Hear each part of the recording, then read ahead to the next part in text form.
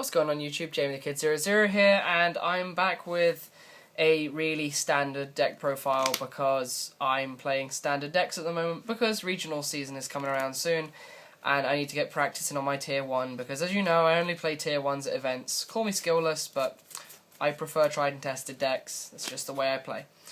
Either way, I'm going to be profiling windups with you today. I have kind of turned to the wind-up curse now that we're getting Shockmaster over here in the UK. So I've proxied Shockmaster for now, but of course we don't have it yet, and I'm not going to fork out for the Ultra. I am going to explain my choices though, because I feel that this deck needs justification. You can't just play every card that's been tested in the meta. So there are cards. I built this basically from scratch. I haven't.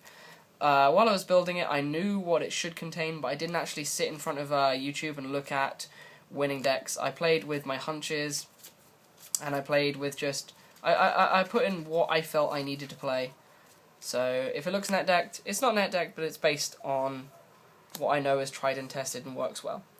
Either way, let's get on with the profile. So to start things off, of course, for the monster lineup, we're going to be playing quite a few of the standard windups. So we're going to be playing 3 Rabbit. I'm still looking for a secret, sadly. I bumped up from 2 because this format, you really need this to trip off the extra magicians and the factories that you play. Otherwise, the deck becomes really inconsistent. So this really does boost the deck's consistency. And the fact that it's nigh on invulnerable at the moment just makes it amazing. And there's so much this card does for the deck.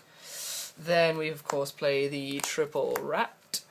I don't know why this was in the middle of the wind-up section. 1 Hunter, because Hunter is still absolutely amazing, and there are so many hand loops you can still do with this deck.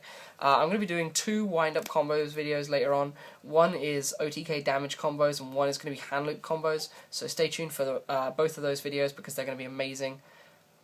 So, if you've seen the Duelist Grounds thread on this, you probably know all the combos already, but if you haven't, stay tuned for those videos because they will show you that this deck is still so good. So yeah, Hunter and 3 Rats. Then of course we play the dream team of Triple Shark and Triple Magician. I really still don't like 3 Magician because it does occasionally produce cloggy hands, but it's the very fact that you've got to play it that makes me play it at 3. The fact that if you don't play it at 3, you don't have as much access to it when you need it, if you know what I'm getting at. So, well, it's something that I still am not a big fan of because I still open Magician Rat hands. When you open Magician Shark hands, the payoff is just so great. So you really need those for your consistency. Then on to the non-wind-up elements. I joined the group of people that play Snowman Eater. Originally I played these 2 because I played Salvage in the main. Now I play Salvage in the side because I couldn't find room for it in the main yet. This thing is absolutely amazing, especially because of the fact that it operates as another 3, adds to a stun element of the deck when it's when the deck is playing quite slowly, because 1900 is so big to get over, and it kills so many big things at the moment. So definitely this card is absolutely amazing. We play the obligatory 2 Tour Guide and the Sangan, of course. Nothing needs to be said about those.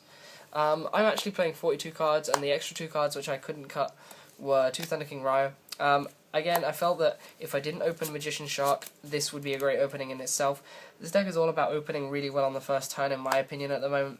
So, 2 Thunder Kings definitely helps me out a lot. There are certain decks that, at my locals, including Windups and Gears, which this will absolutely trash, and it trashes so many rogue decks as well. It's just such a good card in this meta, so I had to main it. Otherwise, I'd be signing it, but in this, I had to main it. Then for the hand traps, I'm not maining Maxi at the moment. I'm going to be doing a Veiler versus Maxi video soon as well. But I main 2 Veiler, and then the 1 Black Luster because I have 4 lights in the main deck and 1 in the, like 2 or 3 in the side, so, in the extra, so this is definitely always going to be live, and it's such a good card to drop, you just can't take it out. That was, I think, 23, 24 monsters. But in this deck's power is in the monsters. For the spells, we play 1 Reborn, 1 Dark Hole, 1 Storm, 1 Book, 1 Avarice. I'm not playing Mind Control. I just don't have the space, and I don't think it's that necessary at the moment. So this is all I play for my spells. Sorry, that's not all I play for my spells. That's all the one-offs I play. Then I play the Triple Space Typhoon because Goes and Match and Skill Drain are quite prevalent in my meta, especially Skill Drain game 1. So 3 MST is absolutely essential in my opinion. I side 2 Dust. I don't actually have a side deck for you guys in this video, but I'll be talking about the side deck as I go through. I I've made 3 of these and 2 dust because I just refuse to be beaten by skill drain and goes in match. And even setting this in the fact that when your opponent sets a monster and then sets a card thinking you're going to go off, you can hit that needle ceiling before it activates.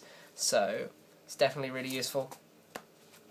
Then I play Triple Factory. I'm playing the commons because I only had 2 supers and they were American, so I need 3 English supers or 3 German ones because German ones are cool. But yeah, Factory you have to play in 3 now. Consistency. Black Whirlwind on crack, as everyone says. Again, originally I didn't like this, but in this format, this card gives you so much advantage. It's just too good. Too good.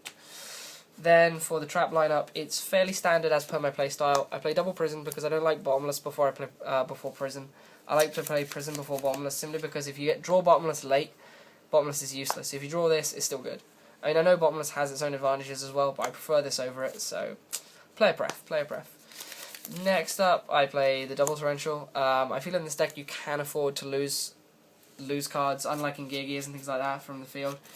I don't know, you just generate quite a lot of advantage in this deck, and this coupled with Rabbit is absolutely insane, so good cards. Then, of course, we play the Solemn Brigade, and because Needle Ceiling is a card and Torrential is a card, I do play the Road.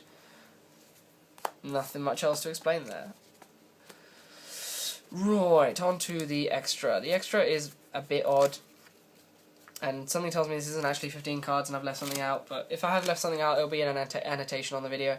But let's start it off. I play double Levier because shenanigans with this and Wind Up Rabbit is insane, and I side into triple Dimensional Fissure, and this is an integral part of the Dimensional Fissure Hunter loop, so you definitely want to be playing this, just because it will wreck so many hands at the start of the game, game 2, when you side into fissures. So hear me out on these, wait for the video, because you'll see why you need to play 2 of this. Continuing with the 3s, play 1 Giga Brilliant, mostly to make the OTK live and BLS live. 1 Acid Golem, because we have it now. 1 Zen Mighty, and 1 Zen Mains. That's all the 3s I feel the need to play. And for the 4s, we play 1 Papal Imperative, again for the OTKs, and just because it's a really good card at the moment. Maestroke, Utopia, 1 Zen Meister, again for other OTK plays, and Zen Meister is just a cool 25. And this is meant to be Shockmaster. We don't have Shockmaster yet, so I'm proxying it with the biggest, most obnoxious card out, Super Dimensional Galaxy Destroyer. So anyone who comments asking about this, you obviously haven't been listening to the audio, and I've caught you out. But yeah, that's Shockmaster until I actually get my tin Shockmaster, because I'm buying 3 Hanzo tins. So, Shockmasters galore. Then for the 5s, we play the obligatory Tyrus, Adrius, Senmayo. Senmayo is still insane at the moment, especially against Gears and things like that. And then for the 1 Synchro, we play Stardust, because we play Road. But yeah, guys, this has been just the wind-up deck profile that I'm going to be showing you guys, because it will now make all the combo videos I'm about to do relevant. So I hope you've enjoyed, and I will see you with some wind-up combo videos pretty soon. I'll see if I can link them on the bottom of this video or something, but otherwise stay tuned for them. So yeah, this has been Jamie the Kid 00 with a very standard wind-up deck profile. I'll see you soon. Bye.